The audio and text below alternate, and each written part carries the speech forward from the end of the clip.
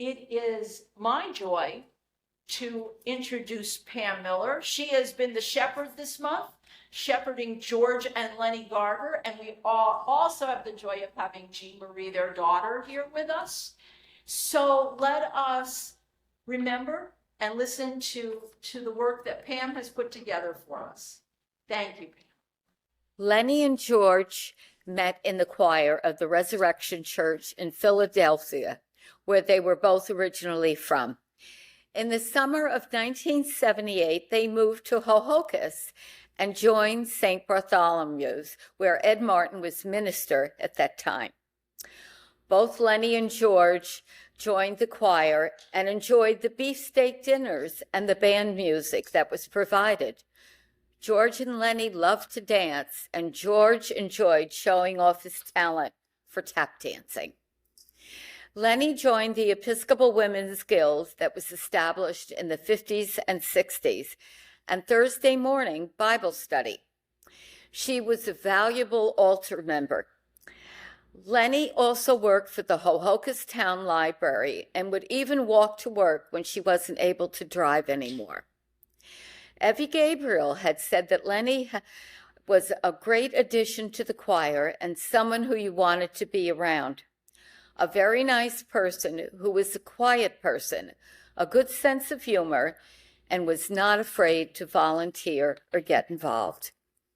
Evie also said that George was a member of the choir as well, and someone who would get involved with any of the projects that needed assistance around the church, like painting and cleaning the grounds, etc. Dave Ackerman shared a story about George. George sang in a barbershop quartet, and one day in the 1990s, they were practicing at his house in Ho Ho Kus. The next-door neighbor came over to see who was singing.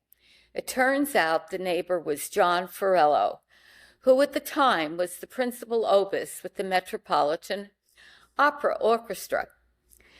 They became fast friends. George worked for the Historical Society as a photographer and had gone to college on a GI Bill. Both Lennie and George were teachers before retirement. On a personal note, George and Lennie were my longtime fellow choir members. Definitely asset to this day. I miss them both dearly. Lennie never liked to miss a Sunday or a special function that we might be having at the church. She would call me many Saturday evenings or early Sunday mornings and request a ride. I would gladly oblige. It was always a pleasure to deal with Lennie. George went to heaven in 2011 at the age of 90, and Lennie joined him in 2021 at the age of 96.